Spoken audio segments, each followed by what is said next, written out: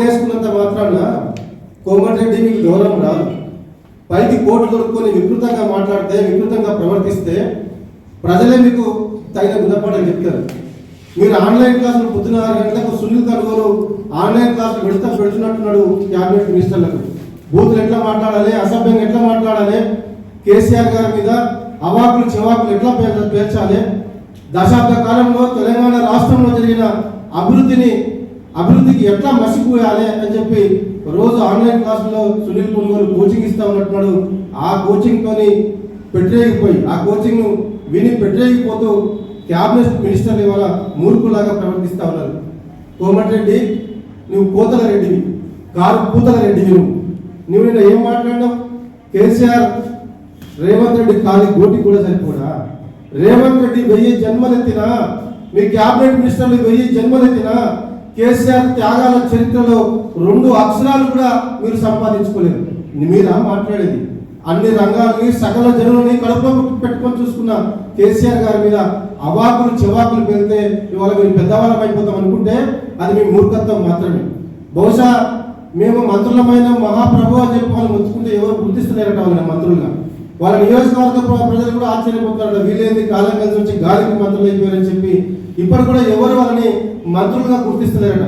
ఇట్లనన్నా మా మంత్రులైన మహాప్రభుని ఎత్తుకొట్టుకుంటే ఎవరు గుర్తిస్తలేరు, ఎవరి అటెన్షన్ వస్తలేదు, ఇంకా మేము మంత్రులమైన ఫీలింగ్ కూడా రాష్ట్ర ప్రజలకు వస్తలేదని చెప్పి ఎట్లయినా చేసి ఏ అవాకులు చెవాకులైన పేరి మీడియా దృష్టిలో పడాలని, ప్రజల దృష్టిలో పడాలని చెప్పి మేము మంత్రులమైనమని చెప్పుకోవడానికి ఇవాళ నానా అవస్థలు, నానా పాటలు పడుతున్నారు కాంగ్రెస్లో ఉన్న క్యాబినెట్ మినిస్టర్లు అందరూ కూడా. ఈ సందర్భంగా కోమటిరెడ్డి వెంకటరెడ్డిని హెచ్చరిస్తా ఉన్నారు.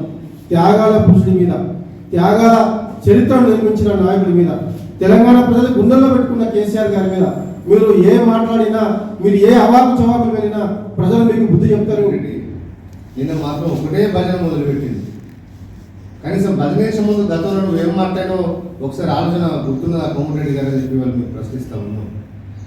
ఆనాడు రేవంత్ రెడ్డి గారు పీసీసీ ప్రెసిడెంట్ అయినప్పుడు ఏమన్నావు? మార్కెట్ ఆగుకు 50 కోట్ల రూపాయలు ఇచ్చి పీసీసీ ప్రెసిడెంట్ కొనుక్కున్నావు, ఆయన అమ్ముకున్నాడు, నువ్వు కొనుక్కున్నావు చెప్పి మాట్లాడిన మాటలు మర్చిపోయావు కోమటిరెడ్డి వెంకరెడ్డి గారు.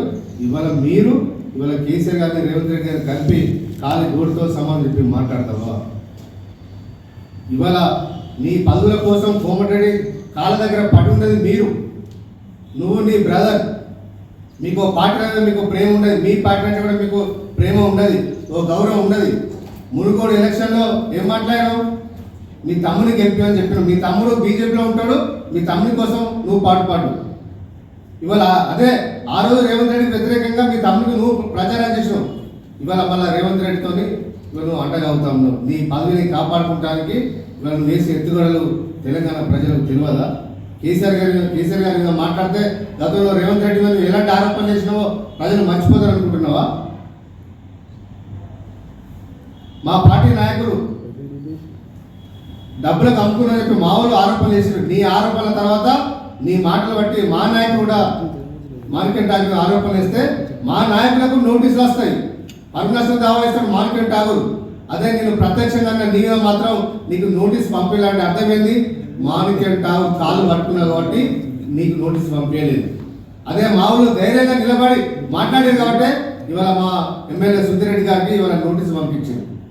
ఇవాళ నిజాయితీగా పాలన మీద దృష్టి పెట్టండి, ముఖ్యమంత్రి గారికి మంచి సలహాలు ఇవ్వండి. ఇవాళ గ్రూప్ 1 పరీక్ష లోపల మహిళలకు చాలా అన్యాయం జరుగుతుంది. బీసీ మహిళలకు గ్రూప్ 1 పోస్టుల లోపల అన్యాయం జరుగుతూ ఉన్నది. కేసీఆర్ గారు 503 పోస్టులకు నోటిఫికేషన్ ఇస్తే అందులో ఓసీలకు 250 పోస్టులు ఇచ్చారు ఆ రోజు.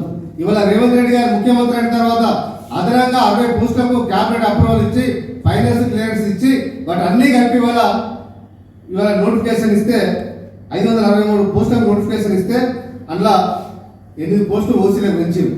మరి ఓసీలకు 8 పోస్టులు పెరిగినప్పుడు మిగతా వర్గాలకు కూడా బీసీలకు కానీ మహిళలకు కానీ వాళ్ళకు కూడా సీట్లు పెరగాలి కదా, వాళ్ళకు కూడా పోస్టులు పెరగాలి కదా. కానీ ఇవాళ ఆ వర్గాలకు ఇవాళ తగ్గించిన చరిత్ర ఇవాళ మీ ప్రభుత్వాన్ని. నువ్వు క్యాబినెట్ మంత్రిగా ముఖ్యమంత్రి రేవంత్ రెడ్డి గారినప్పుడు మీ వల్ల ఇవాళ పోస్టులు ఇవాళ తగ్గినాయి.